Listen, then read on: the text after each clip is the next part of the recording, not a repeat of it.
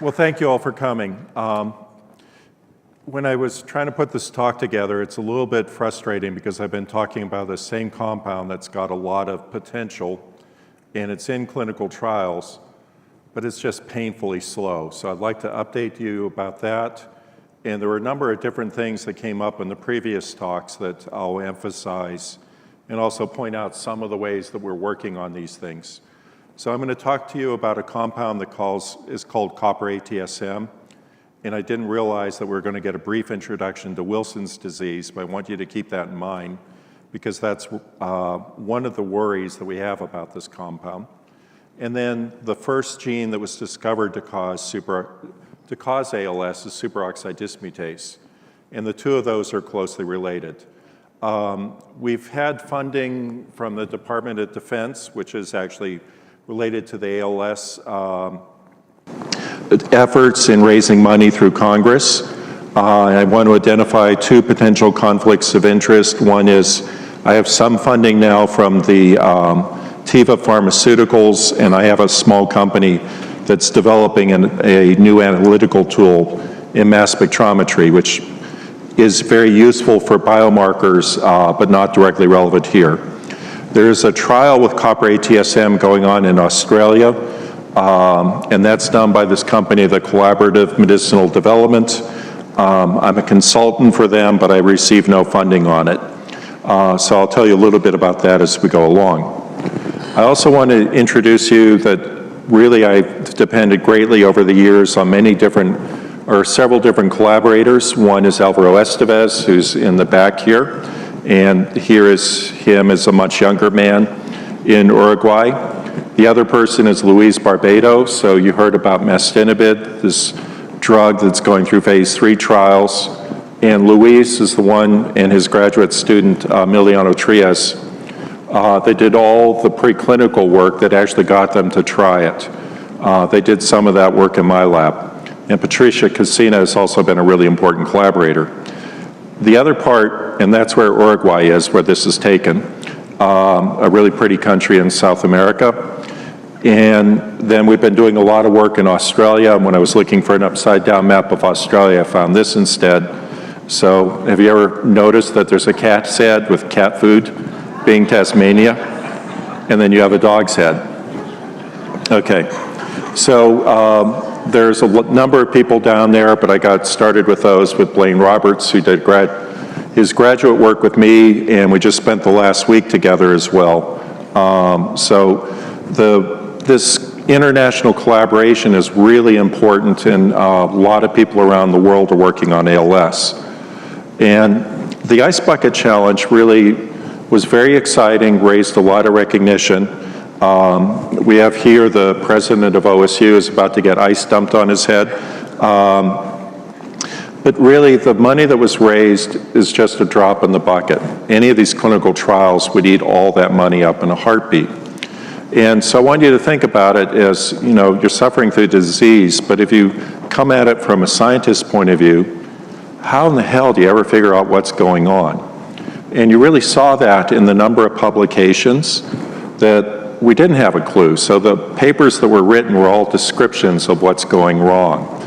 And it was in 1993 when a gene was discovered, superoxide dismutase, that really changed the game. So in that flat trend from 93, I'm very proud with Alvaro to have a number of the first publications that came trickling along. But I had no knowledge of what ALS was at the time, okay? And a major part of that is that really there is a lot of communications that go on and take place. So I was just down in San Diego. I met a brother-in-law I haven't seen for many years. And he was saying he heard a podcast about, someone who's saying, oh, it's really important to bring basic scientists together with clinicians and patients. And, that's how you're really going to cure disease. In fact, that's been going on. That's what the ALS Association's been doing for many years. And bringing people like me, who's really a basic scientist, and interacting with others. So I wanted to talk briefly about swarm optimization. I'll come back to this. So you could describe this as bird-brained ideas. But it's actually a computer modeling technique that's based on the behavior of birds, and fish. And it's a very interesting way that relies on a bit of communication between different particles, birds, fish, whatever they are, communicating about how things are going, as well as individual exploration, and you put a lot of things out there. And in a way, that's how you can view this. As you bring people together, we're trying to pick out different aspects of the disease and start to understand it. And where you could think of this as being everybody is scattered all over the landscape when you start the disease, now it's beginning to coalesce, okay? And I'll show you examples of that in the end. But my role as a basic researcher is to be way out in the side, exploring spaces where people aren't looking at it. And it's really not trying to find a cure for the disease, which was never really my objective. But sometimes you have serendipity, which means blind luck, and you stumble into something. So the enzyme superoxide dismutase was discovered in 1969 by Erwin Friedovich and Joe McCord, who was his grad student at the time. And Erwin Friedovich was on my PhD committee at Duke. And I was studying plants, actually, but it's a really interesting enzyme that's involved in defending us against oxygen. Oxygen, even though you need it to breathe and survive, is actually probably the most dangerous element in the environment, or dangerous molecule, because it does have side reactions and cause lots of problems. And the enzyme's really interesting. It has a copper and a zinc atom, and there was a lot of work, and I was actually using it to treat stroke. We could inject it when it was chemically modified and reduce the infarct volume, or the amount of damage in stroke. And so in 1993, when mutations were discovered, it really created a paradox of how could this enzyme that's in every cell in your body cause the disease? And so this is just a model, a computer diagram of where the atoms are localized. And if it's blue, if you change one atom in there or move, a tiny part of an amino acid around, that's enough to create a toxic property in this. If you look at it, it's really confusing, and if you can't figure out what's going on, don't feel bad. None of us have yet, okay? So, but the other part is it contains a copper and a zinc atom. And so being more interested in metals than protein aggregation, we've been studying that, and that's led us into these effects to where we're going. So mutant SOD causes ALS. The gene was discovered, so it's a mutation that changes in DNA, and you could take that piece of DNA out of a human being and inject it in the nucleus of a mouse embryo, and remarkably, that mouse develops ALS, okay? So the gene was discovered in '93, and the first paper of an animal model came out in 1994, in 1 year. And we've had that model of ALS, and actually others, and we've been trying to treat it for 25 years, and no one succeeded, okay? So let's just, so you take the same gene, it's not just mice, you can put it into pigs, rats, zebrafish, and fruit flies. They all get motor neuron disease. And if you push it, even the wild type gene can give you disease, but that's not relevant here. It turns out that dogs have a spontaneous mutation. In other words, many dog breeds actually have mutations in SOD. And in dogs, if you have 2 copies that are mutant, those dogs develop a motor neuron disease that has many features of ALS. The clinicians would get upset when I say that, but I tend to be a lumper and not worry too much about subtle differences, okay? But that means many dog breeds, and corgis, boxers, German shepherds, Rhodesian ridgebacks are among the animals that get the disease.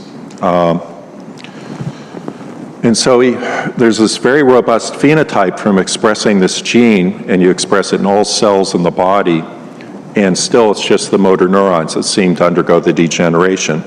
It's really fallen out of favor, and there's a number of reasons for that. So this is showing the mouse model, and so if you put the SOD gene in the mice, they will grow up and they will hit about 90 days of age, and they look fine, like the mice pictured here. And within 3 to 4 weeks, they actually develop paralysis, and the hind limbs become very weak, and they start to lose weight. And below it is shown one of the trials that was done in treating the disease. And people got very excited because there was a small extension in the median lifespan. And they went and spent $25 million testing this in patients. But if you look at it, and the trial failed, so the fault is the mouse model. But if you look at the very bottom, the extension of life at the end wasn't really different, okay? So really the problem is we haven't been able to treat the disease very well. Amazingly, you put in the gene and you cause the disease, and you heard about antisense earlier. It's really hard to treat the disease with antisense as well, okay? Many cases it doesn't work, but sometimes you can. So we were working, and behind this are mass spectrometers and using a lot of instrumentation to measure things that are going on in that tiny area that contains motor neurons. And Blaine Roberts and his wife are on the left-hand side. It is confusing when you stand up here, your left and your right. And he was telling me about this copper compound that they were investigating in Melbourne. And we had a model where the mice were really sick, and so we decided to make the compound, and it turns out there's a chemical supply house in Portland where you can get all the ingredients delivered the next morning. We made it. We had this really sick mouse, and at the end of the day, the mouse was looking better, okay? So it got really exciting. So the compound is shown here. It's called copper ATSM. The picture is actually taken from Wikipedia, and this was really developed in Australia, but it's used as a PET imaging agent.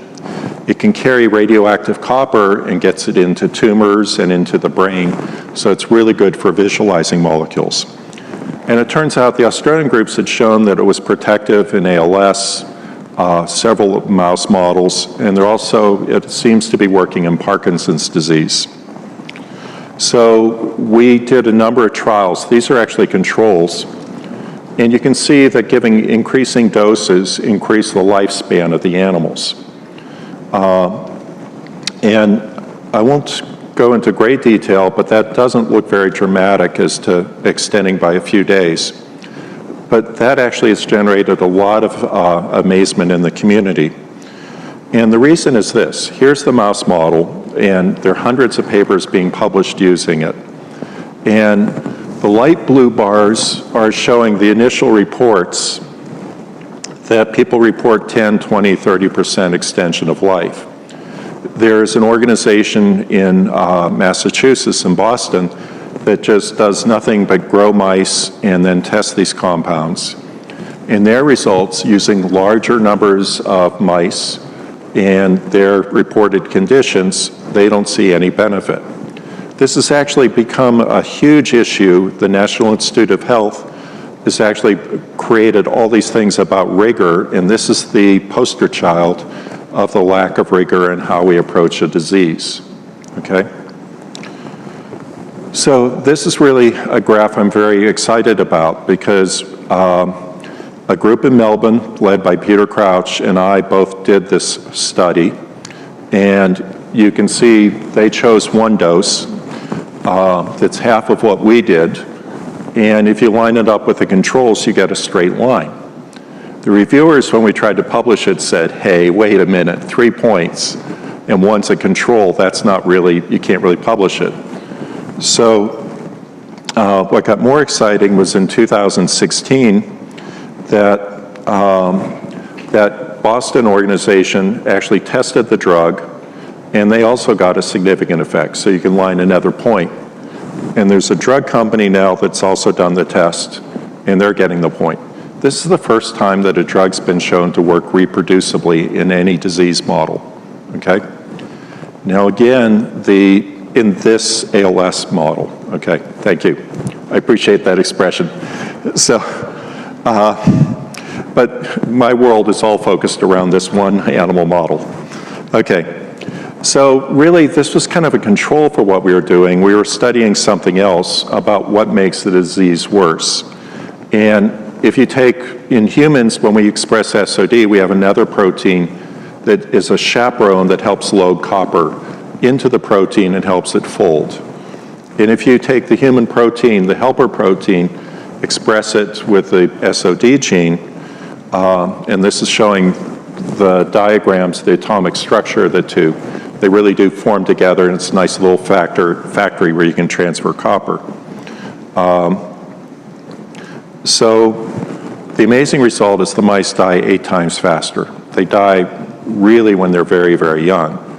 And this was very controversial. I remember being on a grant panel, and one reviewer came storming at the end of the discussion saying, "I know this result is wrong, I just can't figure out why."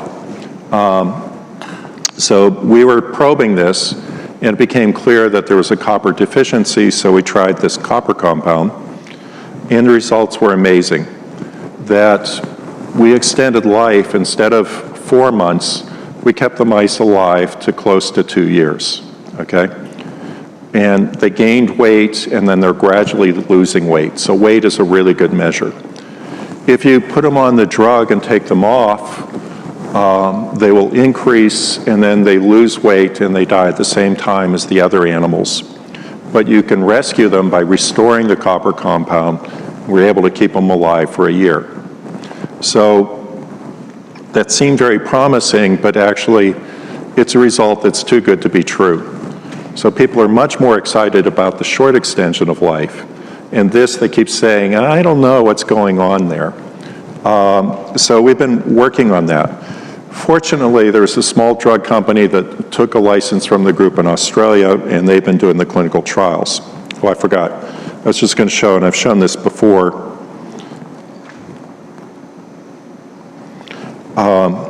So here are animals that are over a year of age. They're 300 days beyond, and there's 3 that have the gene, the disease, and one's a littermate that doesn't, that has the gene that causes the disease. And the question is, can you pick out which one? And you actually can, but you have to watch it longer. But if you watch in the second video on your right-hand side, you can see the mice here will start to stumble, and they're showing more evidence of the disease. But this is a heck of a lot different than the mouse I showed you earlier that looks like Stephen Hawking. So here we are in the phase 1 trial. So phase 1 is basically looking at determining safety. It's not to determine whether the drug is effective. And safety is really important because we're giving a compound that gets copper into the brain. And one major pharmaceutical company heard about this. The conversation lasted for 10 minutes, and they said, "You're nuts. You're going to give all these patients Wilson's disease," okay? And it's actually a reasonable worry that, you could give this drug could break down and cause problems with overload of copper. But they were able to get permission to do the safety study instead of healthy male volunteers, which means college students desperate for money, to go straight into ALS patients. And remarkably, the Australians insisted that if the treatment was safe over the 28-day period, they actually required that the doctor be able to extend the treatment for 6 months, okay? And so there are 5 patients per dose, and they started at a very low dose, 3 milligrams, which you can barely see, and they're now at 72 milligrams per kilogram. And there's one more dosage where they've doubled that to 144 milligrams a day. And in this trial, there's a lot of blood measurements and collection of urine and lots of observations just to see whether or not the drug is safe, okay? And this trial means you can't tell whether the drug works, okay? So I don't want to raise any hopes or cause any disappearance, because what it is designed to do is to inform, to help select a dose that you start looking when you go do a randomized placebo-controlled trial. Okay, next slide. So what's been learned? First is the drug's pretty safe in humans. A few patients have had to withdraw. That's very normal in these trials, and it may or may not be related to the drugs. And the things that happened are actually unrelated to Wilson's disease, but there's some factors affecting platelets. This drug is very hard to formulate, okay? So right now, the patients at 72 milligrams are taking 24 pills a day. okay? Because what happens is the drug likes to crystallize together, and it doesn't dissolve very well. And that means the absorption is actually quite uneven. So in some patients, the drug blood levels are rising, and others after a day, and others they're falling off. And that means that it hasn't dissolved very well orally. The lowest doses have had no observable effect on disease progression, which is, I was actually hoping it would work at really low doses for other reasons. And this is not evidence one way or the other, that, you know, there are too few people in the study, and even if there was a benefit, it could be entirely a statistical artifact, okay?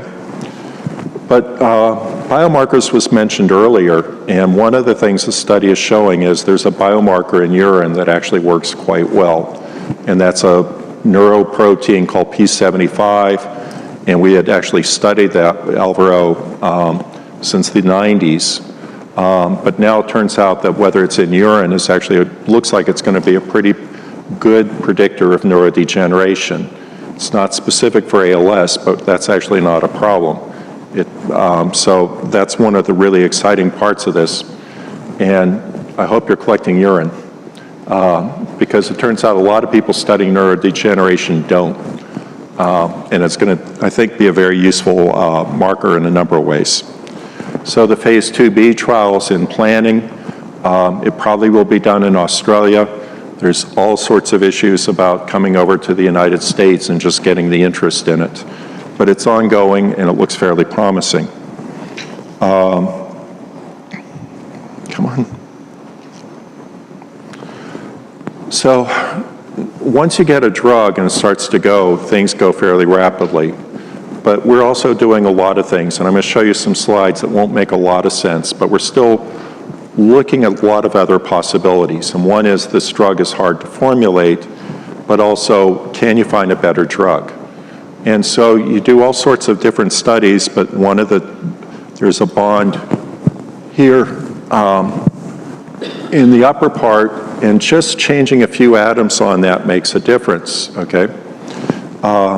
And so we found compounds that actually look like they're working better, and it has a number of advantages. So it turns out that the starting reagent to make this new derivative that we found is actually a flavoring for coffee. So I'm considering it our Oregon solution. And the advantage of having that phenyl ring there is it makes it into a 3D structure. It's not flat and planar, so it stacks together. But that phenyl group actually makes it much easier to crystallize. And then that changes the ability for it to react with electrons. So there's a whole lot of things from doing basic science that become really important. And it shows up, the compounds are colored. And we've made a lot of derivatives, and you can see some are orange, like copper ATSM, others are red. And if you haven't added the copper, you get these white or yellow powders. So we have a lot of undergraduates that work with us, and we keep giving them these what look like very monotonous assays. But it's a point where you can say, if you want to do something really important, you have to really become a master of details. And I'll just show you one from one project. So if you look here, this is just adding color and measuring the color. As we add copper, there's an increase out here where the orange color is appearing and a UV band is disappearing. But if you notice in the middle, the points don't all intersect exactly. And that actually has very important consequences, because it means copper ATSM is hard to make in a very pure form, okay? And the new derivatives, all these points overlap, and they're very precise, which means you can actually make this much more precisely, which is much easier to then formulate and make a good drug. So the devil's in the details, and there are a lot of devils in drug development. And the new drug actually works better in the mouse models, so getting the drug into the brain, which is shown by the black bar over here being higher, which is a sign that it's working better. So we're working on that. So I've been working on basic mechanisms, not worrying about drug development. But the fun part of it is we've had a lot of different factors that are affecting different drugs that seem to be working in humans. The copper ATSM you've heard about. I mentioned Louise's work with mastinibid. So he's worked out and we both have worked out the mechanisms by which that's working in great detail. Alvaro's working on riluzole, and he's got an idea that or a lot of evidence that the mechanism that everybody talks about is wrong, and if you change the dosing schedule, it might actually work a lot better. So we're hoping to get that into trials. And then you heard about Edaravon, and then there was another trial that's called inosine. Okay, and inosine is actually a small purine that you can buy as a nutritional supplement, and it makes uric acid. And uric acid you've usually heard about by causing gout. But it turns out it's actually quite protective in the disease. I started to look at these two and realize they actually are working in the same way. And so if we look at the disease, there's a lot of different factors that are going on, a lot of different cells. It's not just motor neurons. There's muscles, Schwann cells, astrocytes, microglia. But we've typically focused mostly on the microglia. So now if I return to the swarm analysis, where swarm is really good is in the pharmaceutical industry. Once you've got a lead, then you can get millions of dollars poured in, and you can see that people can, or lots of effort can focus in and really optimize one thing very well. But initially, how do you make that discovery? Where do you get the pack to start to go? And I'm finding one of the hardest things to do with pharma is actually get them to come over and drink water and start to swarm. But that's where understanding mechanisms is really important.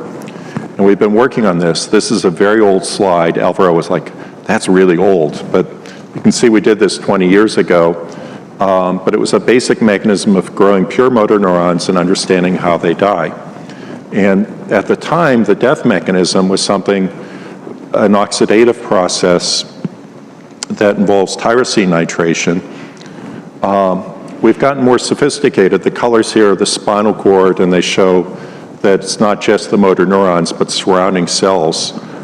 So there's a lot of beauty and artistry, too, in understanding what's happening. I wanted to return back to Edaravon, which is also known as Radicava. So one of the problems with Edaravon, there are a lot of problems with it. The price, getting it, having to do it by IV, and it turns out that there's no agreement on how it works, no understanding. And that means you also don't know how much do you actually have to give. So the good news, as was just briefly mentioned, is that there's an oral formulation that a company in the Netherlands is developing that looks like it'll work, and you can get to higher doses. But you have a problem of convincing the FDA of why you should give higher doses, because nobody knows how it works. And that's kind of what we're working on. If we have this mechanism in the background of tyrosine nitration that we started on 25 years ago, but now we have drugs that interfere in the process. And Edaravon and urate both work by inhibiting tyrosine nitration. We have lots of publications showing that. And then the final thing is the copper ATSM, returning back to how that works. So we started thinking it delivers copper into the brain, but by doing a lot of really basic research that is mind-numbingly boring most of the time, it turns out that it's got another mechanism, and it can work like Edaravon. And that may tell us why patients actually, instead of needing to take a very low dose that I thought would work, if it was delivering copper that should work, why we're having to go up to these higher concentrations. And then we can use this and use a lot of different science approaches to start to figure out the next phase of how do you improve upon these drugs. I can tell you, I can make Edaravon in the lab in 40 minutes. And the first drug that was ever made before you made aspirin was the first step in the synthesis was making the compound that we now call Edaravon. So there are a lot of options and a lot of ways that we can move a lot faster. And I'll stop there and thank you all for your attention.